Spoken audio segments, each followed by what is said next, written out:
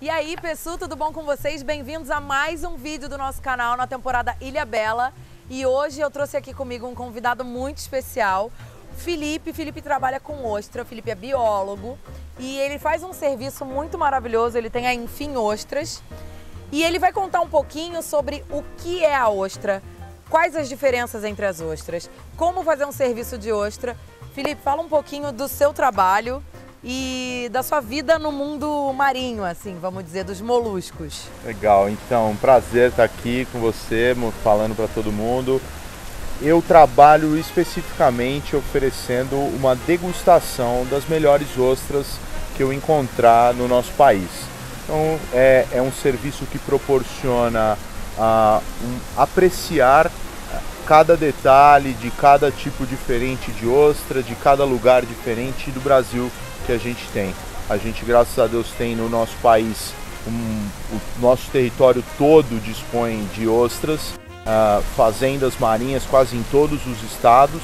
As mais conhecidas são em Santa Catarina e no litoral de São Paulo, em Cananéia.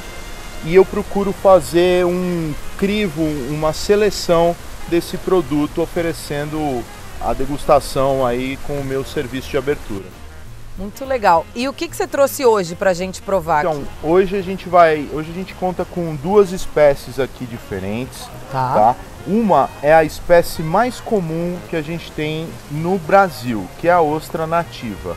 Ela não é tão comum nos cultivos aqui no sul, em Santa Catarina especialmente. Aqui no sudeste ela está presente na região de Cananéia. Todas as ostras de Cananéia são nativas, tá? E a partir dos anos 70 foi introduzido no litoral de Santa Catarina a ostra japonesa. Ah, então a famosa ostra de Santa Catarina, ela é japonesa, na verdade. A origem dela é japonesa. Tá. Exatamente. Então elas têm características de sabor um pouco diferente e textura também. Elas têm uma variação dessa característica ao longo do ano. Então você vai ter momentos em que a nativa vai estar melhor e momentos em que a gigas, que é a ostra japonesa, vai estar melhor. E me fala uma coisa, a gente conheceu também uma fazenda de mexilhão, né? Aliás, se você não viu o vídeo, clica aqui para conhecer a fazenda do João, lá na Praia das Cigarras. O Felipe também conhece ele. Muito bacana, João. E aí vocês vão conhecer também outro cultivo de molusco, porque é um pouco diferente, né? É um pouco diferente.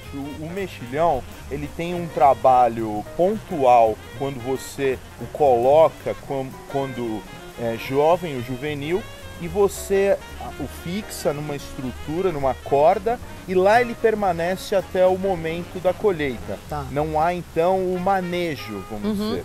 O cultivo da ostra, ele é muito mais exigente nesse ponto, porque uma semente, uma ostra juvenil que você colocou lá, até ela estar no tamanho comercial, você vai ter que retirar ela da água e separar e tal, mais ou menos umas 8 vezes.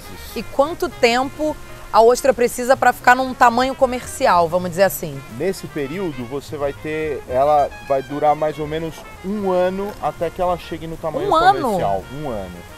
Gente, eu tava achando que ostra era caro, mas 1 ano para pegar uma ostra, não, vamos valorizar melhor o ingrediente, porque parece que tem muito trabalho envolvido para chegar uma ostrinha aqui, viu? Tem sim. E aí, o que mais? De diferença na textura, no sabor, o que a gente pode observar entre a de Floripa, que é a japonesa, e a outra que é a nossa nativa? A gente vai perceber claramente que na concha a gente já tem uma certa diferença, tá? Principalmente em tamanho. A ostra japonesa ela tem um crescimento muito bom, muito rápido no Brasil. Então, por exemplo, para você ter uma ostra desse tamanho, desta mesma espécie... Essa é a japonesa. A japonesa. Tá. Na França, você vai demorar 3 anos. Jura? Pela temperatura da água, disponibilidade de alimento, então, e o método que eles aplicam. E essa é uma ostra que a gente consome muito na França também, ou lá eles têm alguma outra nativa? O mundo tem mais ou menos, sempre vai ter, em todos os lugares de cultivo, você vai ter a ostra japonesa no mundo inteiro e também muitas vezes nesses lugares, uma ostra nativa. Tá bom, que nem aqui. Exatamente, como aqui. E como aqui também, as ostras nativas, tanto na Europa como aqui, elas têm uma performance de cultivo um pouco mais demorada. Elas não são tão rápidas de crescimento, não são tão resistentes, por isso tem uma certa resistência nos produtores em trabalhar com ela, porque a ostra japonesa ela é muito vantajosa enquanto produto na produção, na fazenda marinha. Legal. E a diferença de textura, vamos dizer assim, e de sabor. A ostra japonesa, ela tem um sabor muito mais marinho. Tá, o tal do gosto do mar que o povo ou ama ou odeia. Exatamente. Me conta aí se vocês já comeram ostra e se vocês amam ou odeiam, porque eu acho que ostra não tem meio termo, gente. Eu sou apaixonada, mas eu já ouvi muita gente dizer pra mim que não gosta. É assim mesmo. Não é igual a batata frita, né? Não tem jeito. Mas a ostra, eu diria que é o sabor da água do mar. Tá. É um sabor, quando você pega a água do mar e põe na boca, seria essa similar. E a ostra nativa, criada lá em Florianópolis, né, no mesmo ambiente que elas foram cultivadas, elas têm um sabor naturalmente menos salgado e quase amendoado. Ela tem um final mais mineral, diferente de um final mais salgado da ostra gigas, né? Quando eu comprei de você a última vez que você fez o serviço para mim, era só nativa? Eram só nativas, por quê? Porque a gente estava numa época do verão onde a ostra giga sofre muito com a temperatura da água quente. Então você tem a nativa numa performance muito melhor como carne. Então eu sugiro aos clientes que a gente substitua a ostra gigas, mais comum, mais pedida até, pela ostra nativa. Gente, então anota essa dica. No verão, prefira a ostra nativa. Ela pode ser menorzinha, ela pode ter uma carinha menos, sabe, exuberante do que a ostra japonesa, que é a nossa ostra de Floripa, que a gente tanto conhece. Mas o sabor é incrível, eu lembro muito. E assim, o Rodrigo, meu marido, ele às vezes gosta de ostra, às vezes ele não gosta, né? E aí ele comeu a sua, ele falou, cara, que ostra é essa? E hoje ele já falou que ficou todo feliz que ia ter ostra, já tá aí atrás das câmeras pronto para fazer pergunta pro Felipe. Então, ó, troquem no verão pela ostra nativa. E no inverno, nós temos a ostra gigas no seu máximo. Tá. Então, o inverno, assim como no mundo inteiro, o inverno é a época de comer ostra, entendeu? Na França existia aquela lenda de que não se pode comer ostra nos meses que não tem R. Ah, tem isso? Porque os meses que não tem R justamente caem no verão. São no verão. Então, pro hemisfério norte. Então lá, a ostra, por exemplo, na França, é o prato do Natal. Sabia? Ah, não sabia. No Natal, especificamente, a população inteira, quase que 30% da produção é consumida internamente, nessa época. Não, nessa época, só nessa época. Caramba. Do feriado do Natal. As fazendas direcionam muito a produção para essa época, e é uma época que eles estão com as ostras no auge, porque é o inverno, o auge do inverno. Então as ostras estão maravilhosas. É uma época muito boa. Nossa, que bom saber. É.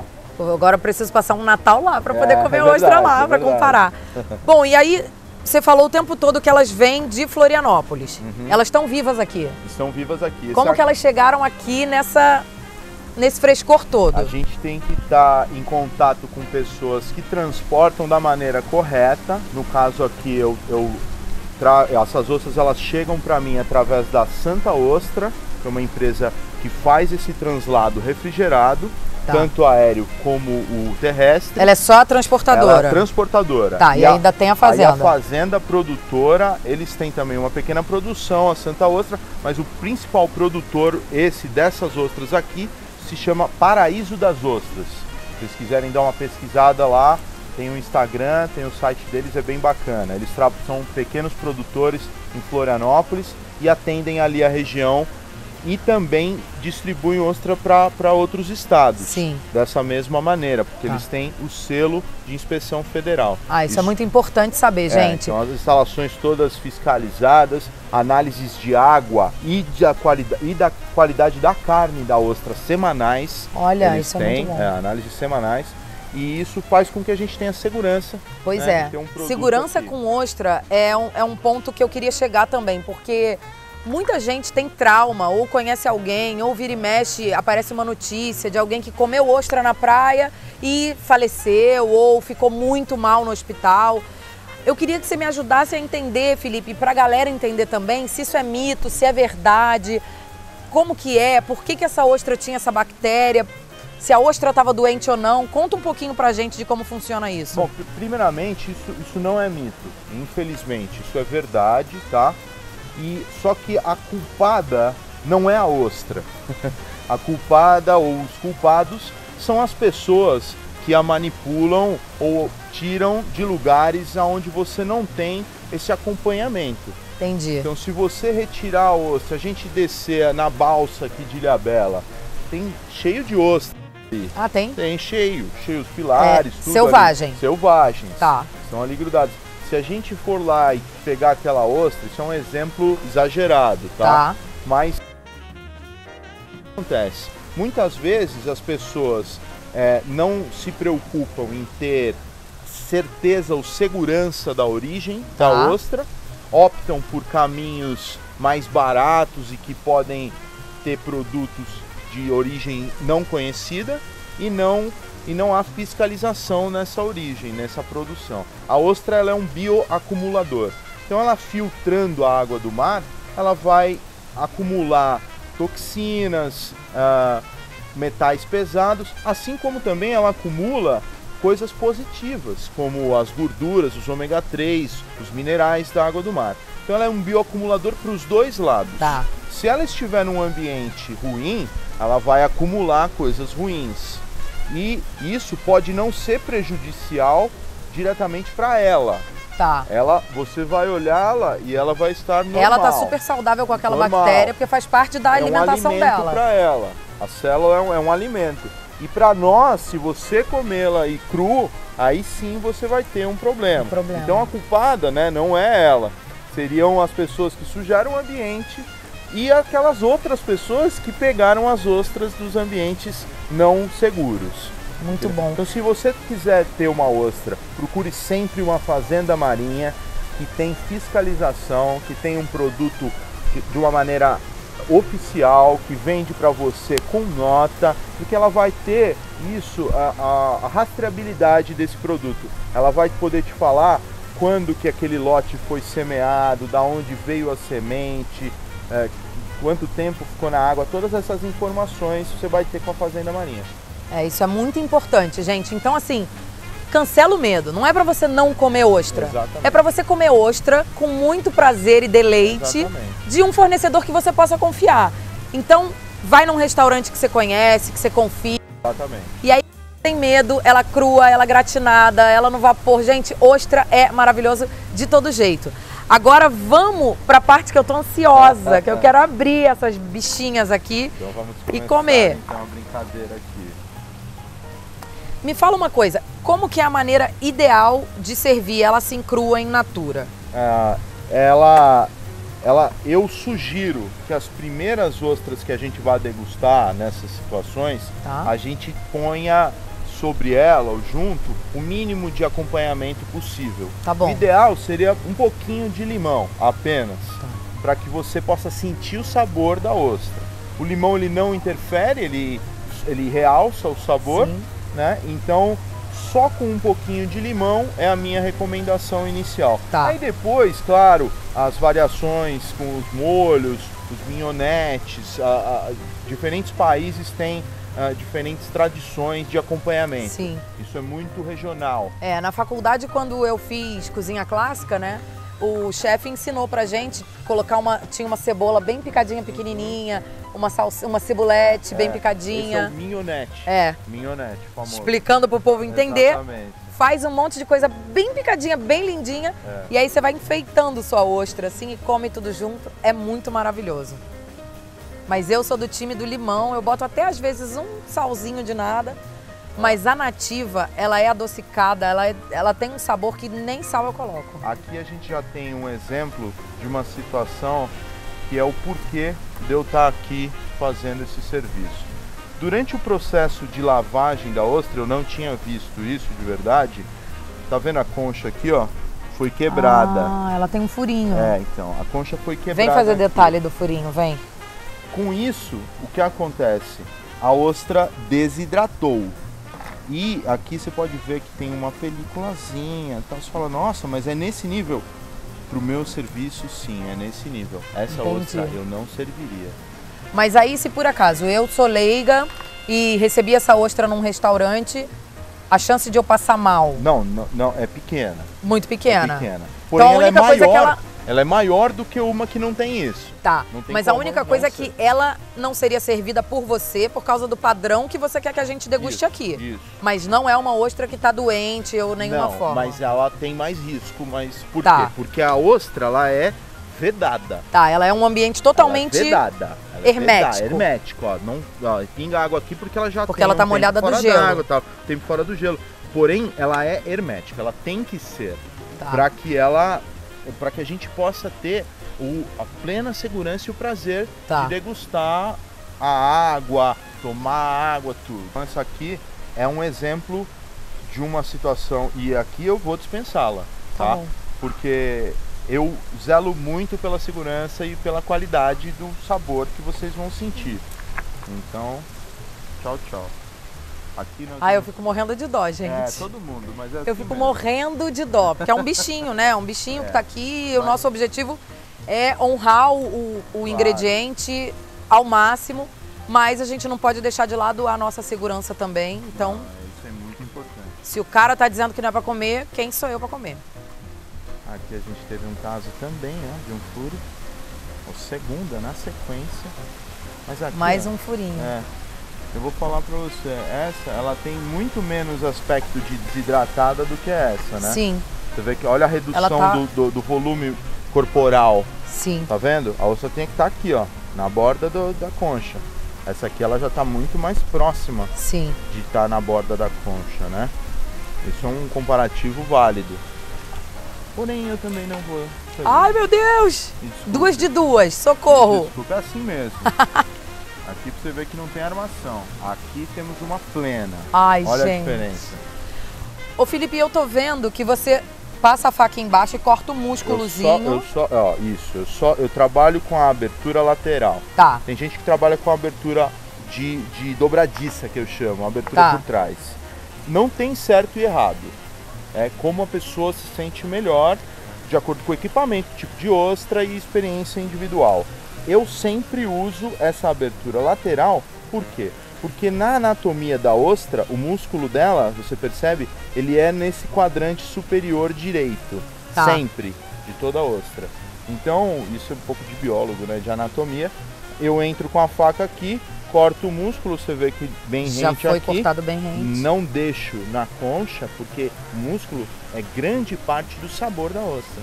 Tá bom. Tá? Então a pessoa que tira e fica aquele músculo gigante na concha, aí vai só mais molinha, a parte mais molinha pro outro lado. O sabor.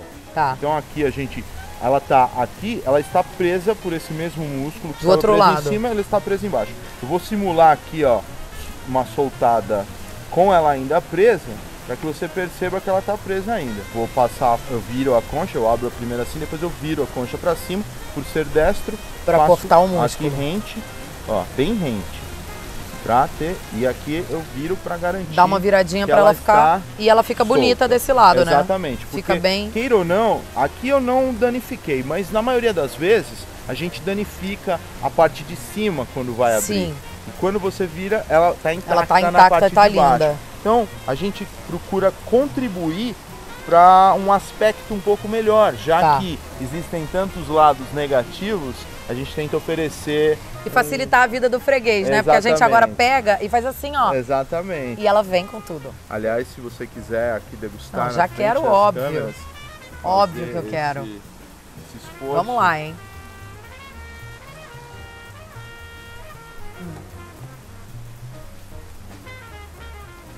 Gente, é muito amor que eu tenho por ostra.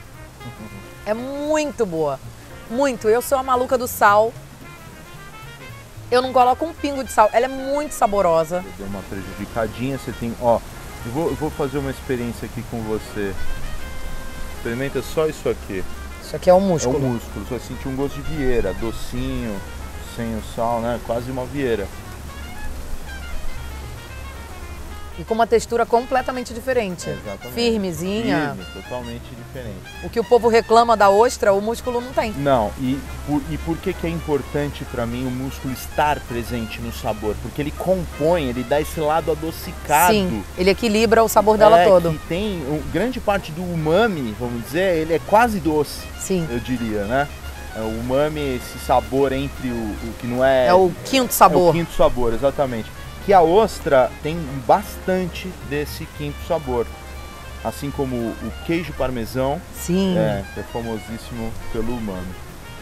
Aqui, ó, viradinha, intacta, mais volumosa. Sim, essa é a giga, né? É, com mais água e é um sabor mais porrada de mar. Tá, certo? com limão também. É, limãozinho.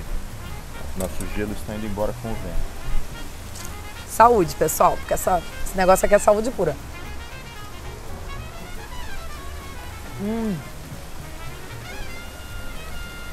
É muito boa. Essa é bem volumosa, né? Não, e gente, olha como isso é fundo. É. Ela era um bifão assim de carne. É. Isso é uma característica do tipo de ostra que eu gosto de trabalhar. A gente faz um trabalho junto com a Fazenda Marinha, com alguns processos de manejo durante esse 1 ano, que fazem com que ela tenha essas características de profundidade e não de tanta extensão. Tá. Então isso é uma característica buscada. E aí como faz? Através dos cruzamentos? Você tem técnicas de rolagem, de densidades menores. Então você trabalha com mais materiais diferentes, tempos fora d'água, que a gente chama de castigo. Então você tem diferentes tipos de técnicas que vão dar produtos diferentes. Entendi. Gente, é muito detalhe. Agora eu tô na dúvida de qual que eu gosto mais. Como é que eu vou fazer? Qual que você gosta mais? Olha, eu comi muitas gigas na minha vida, né? Muito mais. Antigamente, antes dos cultivos, eu já comia ostra. Antes de eu conhecer os cultivos em Florianópolis. Eu conheci lá em 98. Eles estavam começando. Então, mas antes disso eu já comia ostras. E eu comia nativas aqui de Ubatuba, de Cananéia. E aí durante uns 20 anos a gigas foi realmente a minha paixão. Mas hoje, depois de todo esse tempo, eu me reapaixonei pela nativa cultivada lá em Florianópolis. Então essa aqui realmente é a minha favorita. É a minha favorita. Eu acho que é a minha também. Essa aqui eu tenho mais memória afetiva, né? Conhece. É a ostra que eu comi minha vida toda e minha mãe, a gente alugava casa em Búzios e ela ia, chamava o cara que vendia ostra, ele ficava do lado abrindo pra gente. Olha que exemplar nativo bem bonito. Tá linda essa.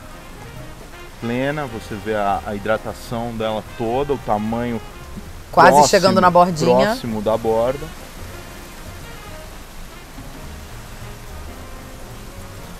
Aqui uma ostra clean, sem nenhum ataque, sem nada. Pronta para o limãozinho.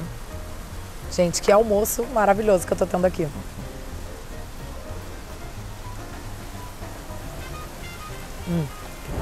Gente, e uma vez o Felipe já me falou também que as pessoas têm muita dúvida sobre como se deve comer a ostra. Por quê? Muita gente tem um mito de que não pode mastigar, que tem que engolir direto, como pegar a ostra, se come com garfo ou não. Felipe, quais as dúvidas que as pessoas mais têm e qual é a resposta para elas? Então, as dúvidas mais comuns são essas duas, principalmente a questão do mastigar. Eu acredito que isso pode vir da experiência daquelas ostras do mangue. Não sei se vocês já viram, aquelas bem pequenininhas, meio disformes, que tem uma carne muito pequena, quase efêmera. Então você vai comê-la, é meio até difícil de nem dá para mastigar, né? Exatamente. Tipo eu acho lambi-lambi. que eu acho que essa lenda vem daí. Porém, com ostras assim, com ostras volumosas de cultivo, não tem como a gente não mastigar. Então a experiência aqui, ela está em mastigar mesmo. Ai, que bom que eu não fazia errado. O mastigar é grande parte da experiência que a gente proporciona. E outra é a posição que você vai degustá-la. Ou seja, você tem a concha que ela está aqui exposta, certo? Ela é limão. Então, no caso, ela tem uma parte mais fechada e uma parte mais aberta, né? Como uma colher. Como uma colher. Essa parte a gente vira na nossa direção. Gente, agora uma coisa que eu acho que todo mundo quer saber. É afrodisíaco ou não é? Então, eu devo dizer que pelos componentes nutricionais, ela é sim. Ela tem os fatores, principalmente o selênio, o magnésio e o zinco, que são fatores ligados aos comprimidos que agem nessa questão. Motivacionais. Exatamente. Aqueles, assim. que levantam o astral. Levantar então, o astral. Ela então, dá pessoal, aquela levantada na moral. Então, o pessoal que quiser levantar o astral, não precisa tomar remédio. Tem ostra. Entendeu? Natural e tem muito zinco. É isso aí. Maior alimento que tem, o alimento que tem mais zinco. É a maior fonte de zinco que se conhece de todos os alimentos. Gente, o zinco é importante para a imunidade num momento que a gente está tão preocupado com a nossa saúde, com nossa força imunológica. Então a ostra vem aí com mais esse componente importante. É um boost na imunidade e na saúde. Então eu vou terminar o vídeo. É hoje, hein, mamãe? Bom, pessoal, espero que vocês tenham gostado. Esse foi mais um vídeo do nosso canal. Se você chegou até aqui, por favor, se inscreve aí embaixo. Me fala o que você quer ver, se você gosta dessas curiosidades, a gente apresentando os produtos, os ingredientes para vocês. Felipe, eu quero te agradecer muito. Foi uma aula para mim e para a galera que assiste. Prazer poder falar desse produto que eu sou tão apaixonado. Obrigada, obrigada mesmo. E ó, quem quiser, quem contratar aqui a gastronomia, que pedir serviço de ostra, pode decorar essa carinha do Felipe, porque é o Felipe que vai lá, porque a gente se agrega com o que tem de melhor de serviço, de fornecedor do mercado. Então, o Felipe já é um parceirão nosso. Obrigada, gente. Eu espero vocês no próximo vídeo. Valeu. Agora eu vou comer ostra, né? É isso aí. Comer de verdade agora.